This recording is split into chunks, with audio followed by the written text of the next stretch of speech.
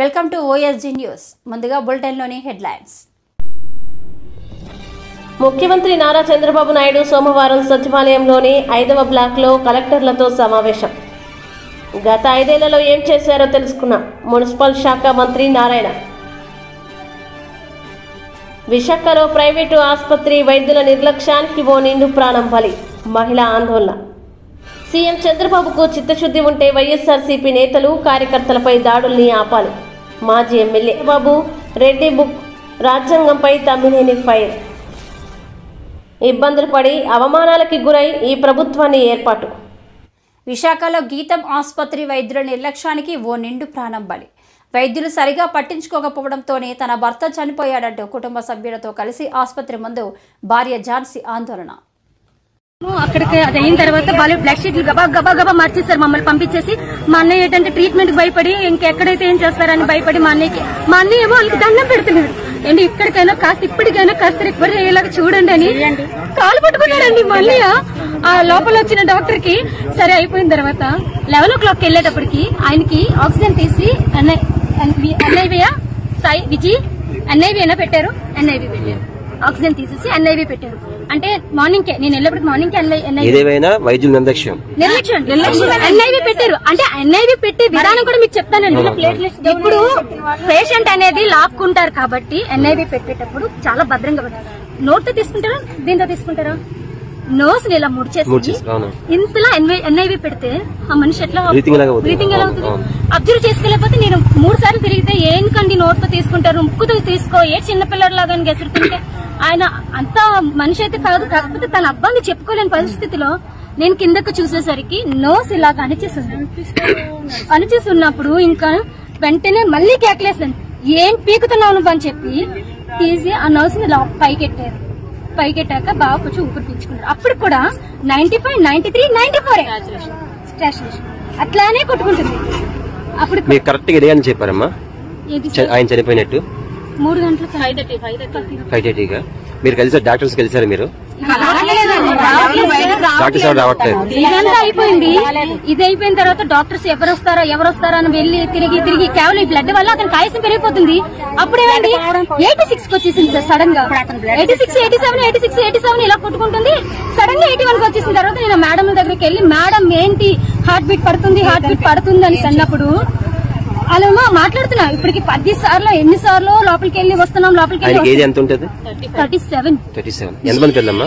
ఒక పాప. పాపకు అయితే తర్వాత మేడం వాళ్ళు మొత్తం స్టాఫ్ అందరూ అక్కడ ఉండుండగా నేను వెళ్ళినప్పటికీ అక్కడ స్టాఫ్ మాట్లాడుతున్నారు. 78 కి వచ్చేసింది. నేను మైండ్ లో 81 ఉంది, ఇంకా వీళ్ళు ఏం చేస్తున్నారని వెళ్ళి వాళ్ళు అక్కడ ఉంటుండగానే నేను వెళ్ళి చూస్తే 78 కి వచ్చింది. మళ్ళీ నేను తిరిగి వచ్చి మేడం చెప్తే అప్పుడు ఇవి వెళ్ళి మెడిసిన్ ఇచ్చింది. అప్పుడు కూడా అడిగాను, ఇదానా మీ ట్రీట్మెంట్ అని. ఇప్పుడు మీకు చెప్పాను కదా 81, 86 ఇలా వస్తుంది. ఇప్పుడు 79 వచ్చాక 78 వచ్చాక మీకు చెప్తే మీరు వెళ్ళారు తిరిగి అనేసి. అంతేనండి. అప్పుడు వెళ్ళారు. అక్కడి నుంచి మమ్మల్ని పంపించలేదు. నమ్మకుండా నాకు తర్వాత మనం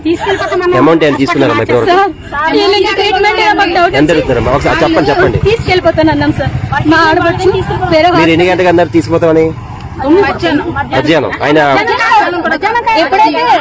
గంటలకే సార్. ఫస్ట్ అంతా అది మీ నిర్ణయం, మీకు ఓకేనా? లామా అంటారు కదా, మన ఇష్టపూర్వకంగా తీసుకెళ్లేది లామాని మనకి సంతకం పెట్టమంటే నేను పెట్టాలంటే రీజన్ కావాలన్నాను. ఫస్ట్ ఏనికి అంటే అమ్మా మీకు లామా అనేది మీ మా ఇష్ట ప్రకారం కాబట్టి నేను సంతకం పెట్టాను. ఎందుకంటే మేము డబ్బులు ఎక్కడైనా పే చేసుకుని పెట్టుకుంటాం అనేసి లామా మీద కూడా నేను సంతకం పెట్టానండి. ముఖ్యమంత్రి నారా చంద్రబాబు నాయుడు సోమవారం సచివాలయంలోని 5వ బ్లాక్లో కలెక్టర్లతో సమావేశమయ్యారు. టీడీపీ కూటమి ప్రభుత్వం అధికారంలోకి వచ్చిన తర్వాత తొలి భేటీ ఇదే కావడం గమనార్హం. ఈ సందర్భంగా సీఎం మాట్లాడుతూ, ఏదైతే ల్యాండ్ టైటిలింగ్ యాక్ట్ ఉందో దాన్ని రద్దు చేశాం, సర్వేను కూడా హోల్డ్ లో పెట్టాం. ఆ సర్వే కూడా ఇప్పుడే రెవెన్యూ మినిస్టర్ చెప్పినట్టు ఎవడు ఊహించినటువంటి సర్వే రాళ్లు, దానికి కూడా Galaxy granite one of the best granite.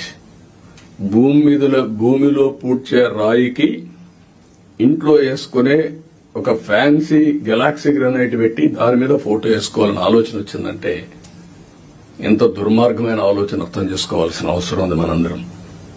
ఇది సివిలైజ్డ్ వరల్డ్ ఎవరు క్షమించరు. ఇవన్నీ అలాంటివి చేశారు.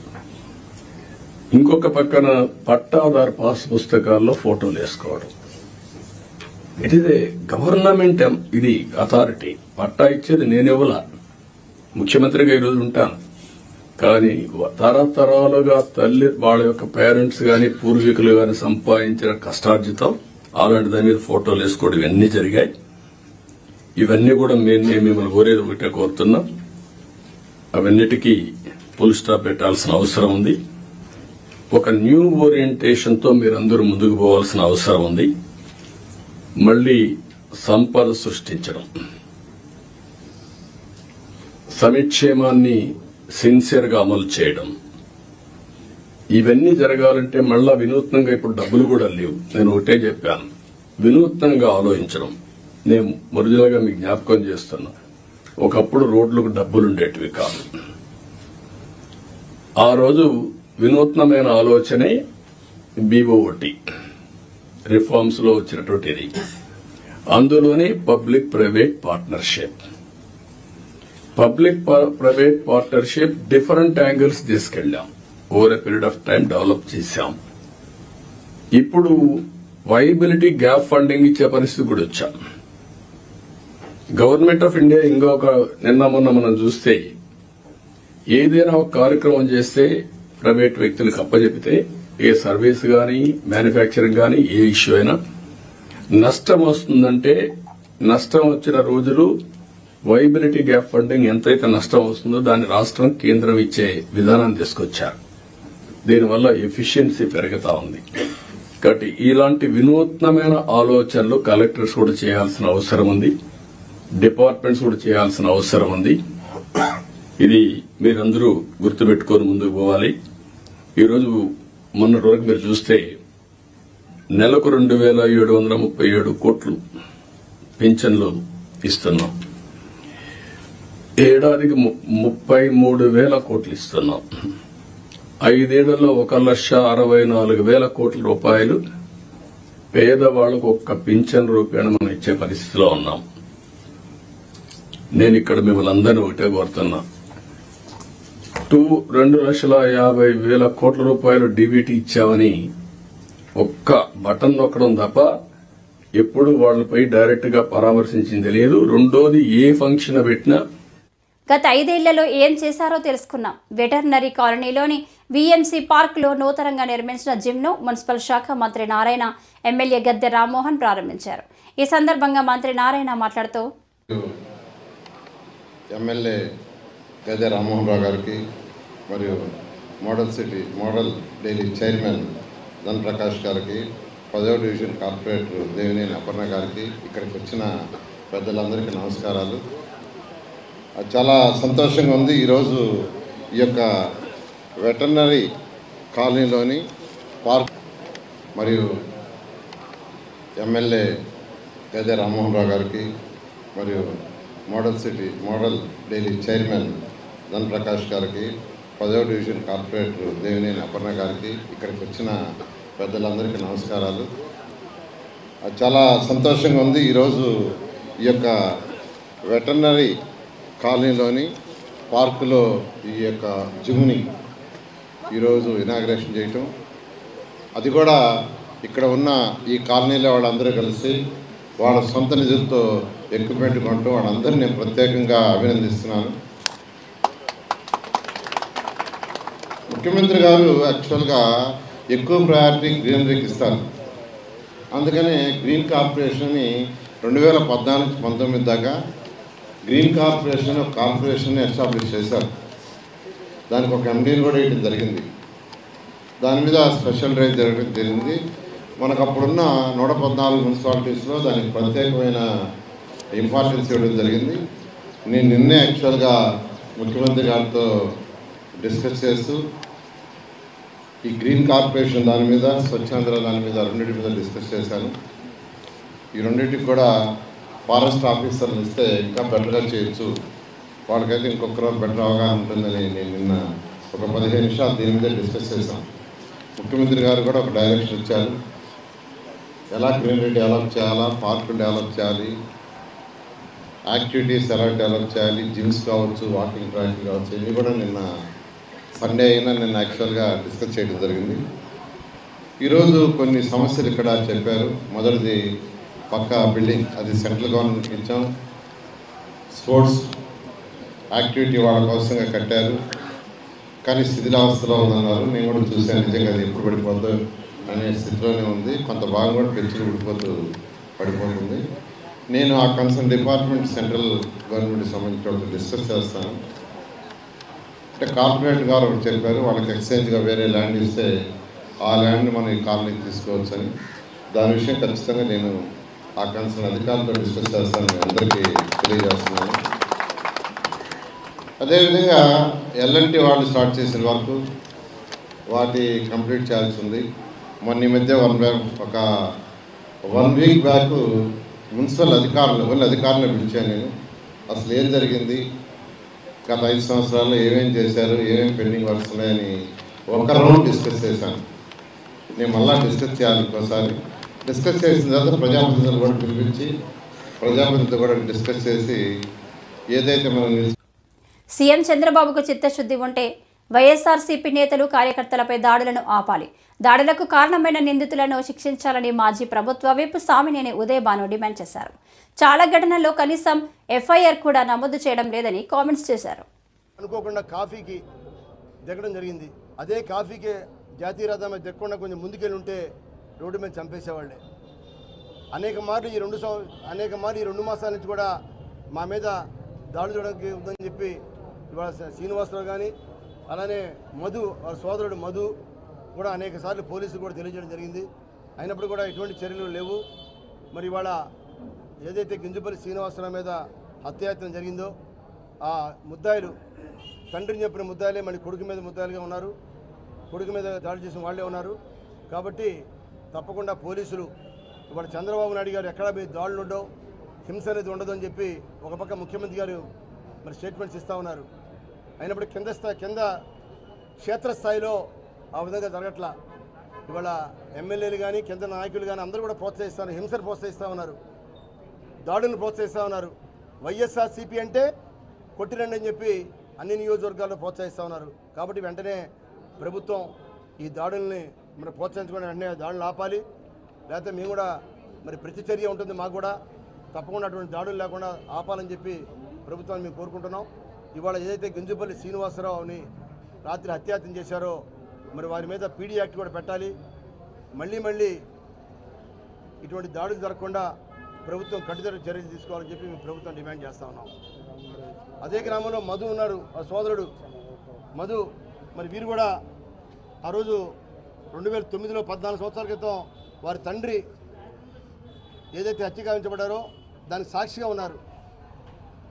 మరి ఆ పోలీస్ ఛార్జ్షీట్లో సాక్షిగా ఉంటే ఆ పోలీసు వేసిన ఛార్జ్షీట్లో ఇతను సాక్షిగా ఉన్న కొడుకును కూడా పేరు తీసేశారు సిబిసిఐడి వాళ్ళు. కాబట్టి సిబిసిఐడి ఆ రోజు వేసిన కేసుని తీసివేసి మళ్ళీ పోలీసునే ఈ కేసుని తిరిగి విచారించి ఎవరైతే ముద్దాయిలు ఉన్నారో, ఎవరైతే గింజుపల్లి వీరయ్య గారిని చంపిన నిజమైన ముద్దాయిలు ఉన్నారో మరి వారిని ఆ పోలీసు తిరిగి దీని కేసుని విచారించి ఆ సిబిసిఐడి కేసుల్ని లేకుండా ఇవాళన్న తెలుగుదేశం ప్రభుత్వం ఆ కేసును విచారించి ఆ దోషులను శిక్షించాలని చెప్పి మేము ప్రభుత్వాన్ని కోరుతున్నాం. మాకు నిజం కావాలి, శిక్ష ఎవరైతే చంపారో వారి మీద శిక్ష పడాలని చెప్పి కోరుకుంటున్నాం. సిబిసిఐడి చేసిన కేసులో చాలామంది సాక్షులను తీసేశారు. మరి వారు కుమారుణ్ణి తీసేశారు సాక్షిగా, సొంత కుమారుణ్ణి సాక్షిగా తీసేశారు. అంటే సిబిసిఐడి చేసే కేసులు తీసివేయాలనే ఉద్దేశంతో మరి ఇన్ని సంవత్సరాల నుంచి కూడా హైకోర్టులో కేసులు వేసి వారి కుమారుడు శ్రీనివాసరావు హైకోర్టులో కేసు వేసి ఆ సిబిసిఐడి కేసు మాకు వద్దు, పోలీసు వేసిన కేసుని విచారించాలని చెప్పి వారి కుమారుడు కూడా పోరాడుతూ ఉన్నారు గత 10 సంవత్సరాల నుంచి.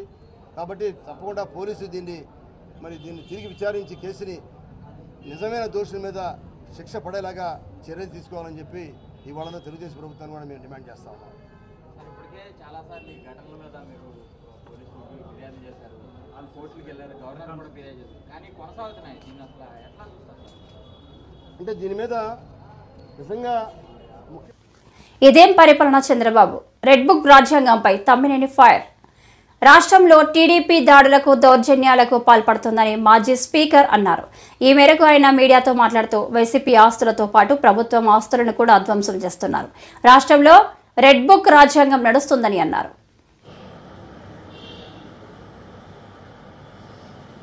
2019 మే 30 మే అధికారంలోకి వచ్చేసరికి అప్పటికి రాష్ట్ర ఖజానాలో ఉన్నటువంటిది కేవలం బడ్జెట్ కేంద్ర ప్రభుత్వం ప్రవేశపెడితే కేవలం వారం రోజుల్లోనే జూలై 12 రాష్ట్రంలో ఇక్కడ బడ్జెట్ను ప్రవేశపెట్టారు. వరుసగా 5 ఏళ్లు పేదల ఖాతాలో 2.71 లక్షల కోట్లు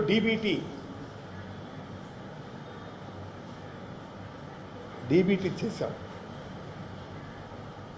వివక్షకు అవినీతికి తావు లేకుండా చివరకు టీడీపీ వారికి పథకాలు ఇచ్చారు. టీడీపీ వాళ్ళకు కూడా పథకాలు ఇచ్చారు. తరతమ భేదం లేకుండా ఇచ్చాం.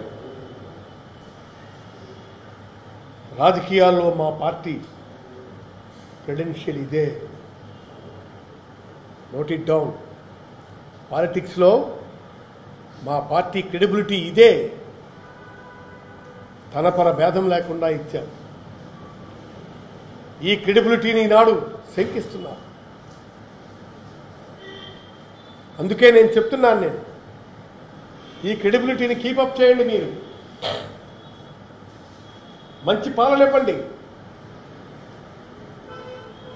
2019 మేము అధికారంలోకి వచ్చిన రోజున ఉన్న కష్టాలు ప్రభుత్వానికి మేము మిగిల్చి దిగిపోలేదు. చంద్రబాబు ప్రమాణ స్వీకారం చేసిన జూన్ 12కు సరిగ్గా 2 రోజుల ముందు కేంద్రం నుంచి రాష్ట్రానికి డివాల్యూషన్ రూపంలో రావాల్సినటువంటి అక్షరాల 5,655 కోట్ల రూపాయలు, మొత్తంగా 7.8 వేల కోట్లు అందుబాటులో ఉన్నాయి. ఈ ప్రభుత్వం బడ్జెట్ పెట్టాలంటే, ఫుల్ సైజ్ బడ్జెట్ పెట్టాలంటే ఉన్నటువంటిది 7.8 వేల కోట్ల రూపాయలు బడ్జెట్ ఉంది ఖజానాలో. డివాల్యూషన్ రూపంలో రావాల్సిన 5,655 కోట్లు కూడా వచ్చాయి. మేము చేసినటువంటి ఫైన్ ట్యూనింగ్ ఆఫ్ అడ్మినిస్ట్రేషన్లో వచ్చాయి. మొత్తం అన్నీ కలిపితే 7.8 వేల కోట్లు అందుబాటులో తీసుకొచ్చారు. మీరు పెట్టాలంటే ఫుల్ సైజ్ బడ్జెట్ పెట్టచ్చు. కానీ మీరు కారణం వాగ్దానాలను తప్పించుకొని ప్రజలకు మోసగించడమే మీ విధానంగా ఎంచుకొని మీరు ఈ బడ్జెట్ని రగనామం పెట్టారు. ఫుల్ సైజ్ బడ్జెట్ పెట్టారు.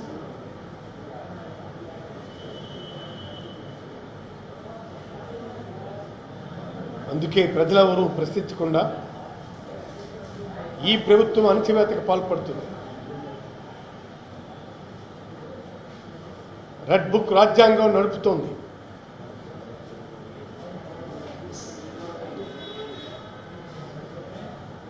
రెడ్ బుక్లో పేరున్న వారిని ఎలా టార్గెట్ చేయాలి, దాడులు చేయడానికి టీడీపీకి చెందిన మనుషులు ఎలా పంపాలి, ఎన్నో బాధలు, ఇబ్బందులు, అవమానాలు పడి ప్రభుత్వాన్ని స్థాపించాం. ఆంధ్రప్రదేశ్లో కలెక్టర్ల కాన్ఫరెన్స్ ప్రారంభమైంది. ఈ సదస్సులో డిప్యూటీ సీఎం పవన్ కళ్యాణ్ మాట్లాడుతూ 97% స్ట్రైకింగ్ రేటుతో ఈ ఎన్డీఏ కూటమి ప్రభుత్వం ఏర్పడిందన్నారు. ముఖ్యమంత్రి శ్రీ నారా చంద్రబాబు నాయుడు గారికి నా హృదయపూర్వక నమస్కారాలు. నా సహచర మంత్రివర్గానికి ప్రతి ఒక్కరికి పేరు పేరున నా హృదయపూర్వక నమస్కారం. ఇక్కడికి వచ్చిన డైనమిక్ అండ్ యంగ్ కలెక్టర్స్ అందరికీ, అనుభవంతో ఉన్న డిపార్ట్మెంట్ హెడ్స్కి, ప్రిన్సిపల్ సెక్రటరీస్కి, ప్రతి ఒక్కరికి పేరు పేరున నా హృదయపూర్వక నమస్కారం. I welcome you all. I thank you for giving an opportunity to be a part of this meeting. మీ దృష్టికి, we came into power of a huge public mandate, 164 assembly seats, 21 MPs, 93% striking rate తోటి ఈ ప్రభుత్వాన్ని స్థాపించగలిగా ఉంటే, people are looking for very committed deep change కోరుకుంటూ ఉన్నారు. ఈ పరిస్థితికి రావడానికి మేమందరం కూడా చాలా నలిగి వచ్చాం. వ్యక్తిగతంగా మా మీద దాడులు కానీ, తిట్లు కానీ, ఇంక్లూడింగ్ గత ప్రభుత్వం నుంచి మాకు థ్రెట్స్ కానీ, ఇంక్లూడింగ్ కుటుంబ సభ్యుల మీద దాడులు కానీ, ఇవన్నీ అనుభవించి వచ్చామంటే, ఇంత భరించి మేము ఎందుకు వచ్చామంటే వ్యవస్థల్ని బతికించాలనే చెప్పు. గత ప్రభుత్వం కళ్ళ ముందే మీలాగా చదువుకొని సివిల్ సర్వీసెస్లోకి వచ్చి మీరు ఎంత కష్టపడి ఐఏఎస్లు చదివి ఉన్నాలో, ఎంత పోటీ పడి, లక్షలాది మంది పోటీ పడితే a handful of collectors would come out and emerge out. అలాంటి ఒక ఇమినెంట్ వ్యవస్థని, బలోపేతమైన వ్యవస్థని గత ప్రభుత్వం దాన్ని ఒక ఆటబొమ్మలో చేయడం మా అందరికీ చాలా బాధ కలిగించింది. మేమందరం కూడా దేనికి బయటకు వచ్చామంటే ఈ వ్యవస్థని బలోపేతం చేయాలి, వ్యవస్థని బలహీనం చేస్తారని చెప్పి at the cost of our life దెబ్బలు తిని, ఒకవేళ మేము రాకపోయినా కానీ ప్రజాక్షేత్రంలో నిలబడి ఈ వ్యవస్థని బలోపేతం చేయాలని ఉద్దేశంతో ఇక్కడికి వచ్చాం. But God's grace and people's commitment, they save the democracy, they brought us into power. మీకు ఎందుకు దృష్టిలో ఉన్నా చెప్తున్నాం అంటే, we are here to strengthen you, we are here to empower you, we are here to stand by you for good governance and accountable governance. ఇన్ని దశాబ్దాలుగా ఇప్పుడు ఆంధ్రప్రదేశ్, ఉమ్మడి ఆంధ్రప్రదేశ్ కానీ, విభజిత ఆంధ్రప్రదేశ్ కానీ ఎప్పుడు ఇంత ఇబ్బంది పడలేదు. గత 5 ఏళ్లుగా ఆంధ్రప్రదేశ్లో పాలన ఎలా ఉందో చూశారు. గతంలో చాలా మంది నా సన్నిహితులు, సహచరులు కొంతమంది చెప్తా ఉన్నారు, ఇదివరకు ఆంధ్రప్రదేశ్లో పనిచేయాలి బ్యూరోక్రాట్స్ అని అనుకుంటే ఐఏఎస్లు కానీ, ఐపీఎస్లు కానీ, ఎనీ సర్వీసెస్ నుంచి పోటీ పడేవాళ్ళం. ఇదివరకు ఒక మోడల్ స్టేట్ గా ఉండేది ఆంధ్రప్రదేశ్. ఇప్పుడు కూడా model state in the last 5 years లో. హౌ నాట్ టు బి, ఒక రాష్ట్రం ఎలా ఉండకూడదో తెలియజేస్తాం. ఒకప్పుడు ఒక రాష్ట్రం ఎలా ఉండాలో తెలియజెప్పింది, ఇప్పుడు ఒక రాష్ట్రం ఎలా ఉండకూడదో తెలియజెప్పిందని. So we want to bring back, to take it back to the old state of under the leadership of dynamic leadership of Honorable CM Sri Chandrababu Naidu garu. ఆయన అనుభవం, ఆయన దిశానిర్దేశం ఈ రాష్ట్రానికి బలంగా మేలు చేస్తుందని మీ అందరికీ తెలుసు, మా అందరికీ సంపూర్ణ నమ్మకం ఉంది. నేను